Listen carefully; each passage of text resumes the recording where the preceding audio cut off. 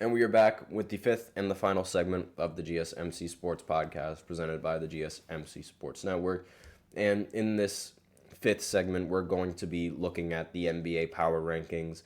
So we're going to go right into this because I am a little bit low on time. So let's see. Let me just bring this up real quick, and there we go. So as you can see, the Cavs, they are number one. Makes total sense why they're number one. They recently beat the Celtics. Donovan Mitchell played fantastic. And while they did lose to the Hawks twice, beating the Celtics ultimately gives you that push to making it into the top spot. And then the Celtics, since they lost, they lose their spot in the top. Makes total sense. So far, no problems with this list. Houston, they end up moving all the way up to 3. I'm starting to see why they were ranked so high and why they've been and how good they've been this season. I mean, despite the fact that they won against OKC and OKC wasn't healthy, they still ended up winning, which ultimately puts them in the top part of the of the power ranking. So this makes total sense. I have no problems with this at all. And the Thunder not moving down from their spot also makes sense because, again, you have to take some of these losses with a grain of salt because if Chet Holmgren was in some of these games, maybe the outcomes would be a little bit different. So I have no problem with OKC and their ranking at number 4. The Mavericks being ranked at number 5, I'm not entirely sure whether I agree with that. I think the Mavericks are a little bit overrated, but again, luckily, these two teams, like the teams that I just mentioned, they're not under the Golden State Warriors, which is something that I just did not like at all on this list. In fact, the Clippers being above the Warriors is also something that I like to see because they don't even have Kawhi Leonard. And right now they're 13-9. James Harden has been playing pretty solid, and it's like they said, addition by subtraction. Now their offense is a little bit meh, but their defense is actually pretty good. And again, that's a bit surprising to say, especially when they don't have Kawhi Leonard. But regardless, this Clippers team has been way better than what anybody thought they were going to be in this season. The Magic moving up from 9 all the way up to 7, that also makes sense because, again, this Magic team without Paolo Banchero is also a lot better than what we have expected. Now, after losing their first 4 games without Paolo, they've gone 12-1 with 2 6-game winning streaks with a road loss to the Clippers. It was this team has been so much better than what I thought they were without Paolo Banchero. I thought that when they lost Paolo that they were going to lose out, but they're still winning in a lot of these games. So very impressed by that. Makes total sense why they're ranked so high. Warriors, maybe they should be ranked down a little bit lower, but now they're going into the slump. And they ended up losing 4 straight games, as you can see right there.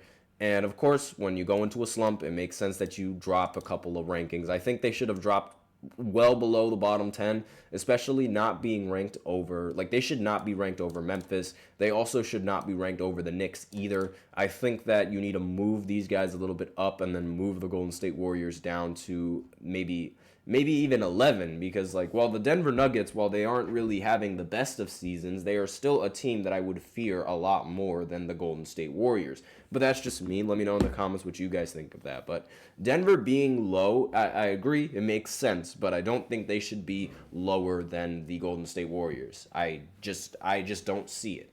But I could be wrong on that later on in the future. Now, the Phoenix Suns, they're moving up all the way from 16 to 12. It makes sense because ever since the return of Kevin Durant and Bradley Beal, they got important wins over the Lakers and the Warriors. And it shows you just how valuable Kevin Durant actually is to this team and how important he is. Because the Suns, they were 10-2 with Kevin Durant. And then without him, they just lost out. They only won 1 game, I think, with Kevin Durant. It was really, really bad for the Suns without KD. But when they have him, they seem golden.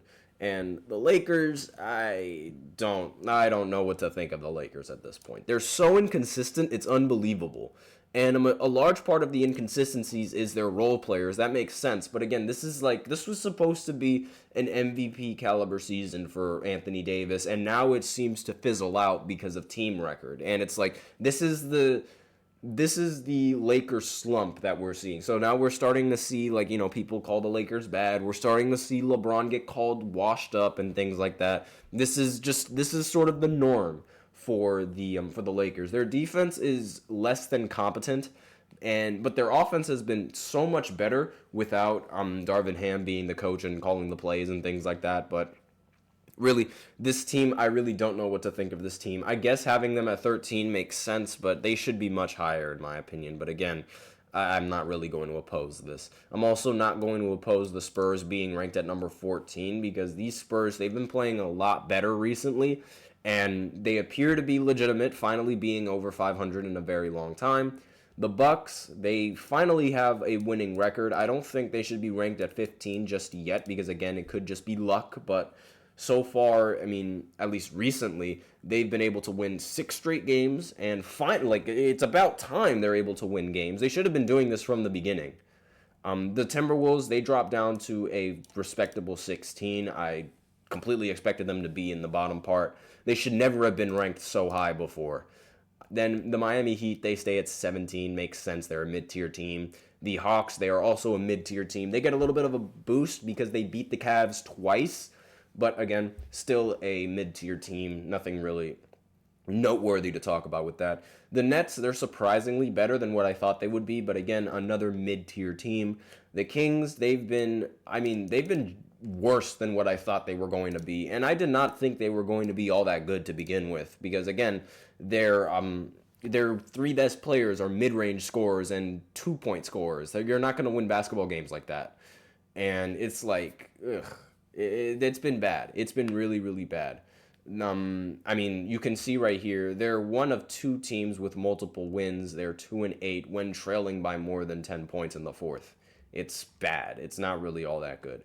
Pacers, also a team that's been mediocre. They do not have a very solid defense, so I don't expect them to really kick things up and be that impressive on offense.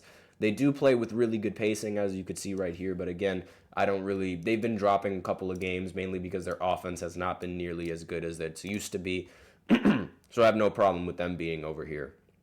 The Bulls, keeping the same ranking as before, so don't really need to talk about that all that much. The Blazers, they moved down a little bit, makes sense.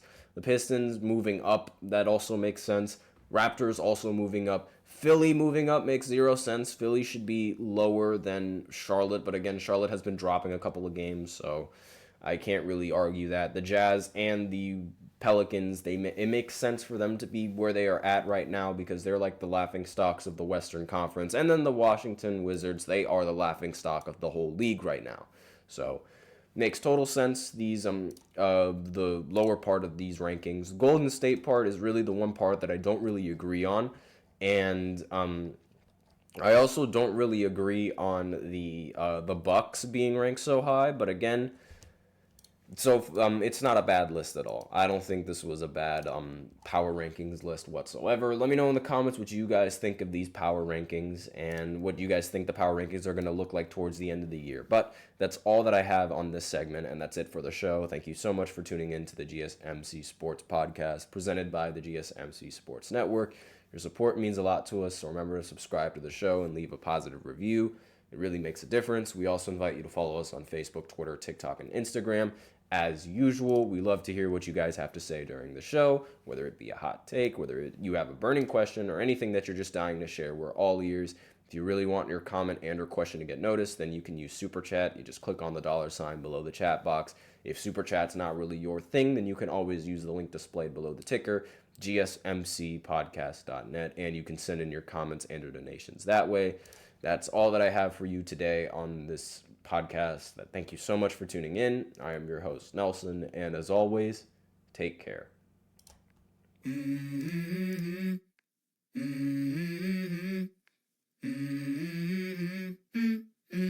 Let's go. I wake up to a little bit of drool on my pillow, feel like it's gonna be a bad day. Yeah, I'm tired of shit, and the coffee ain't hit yet. Damn, ain't that great. I don't wanna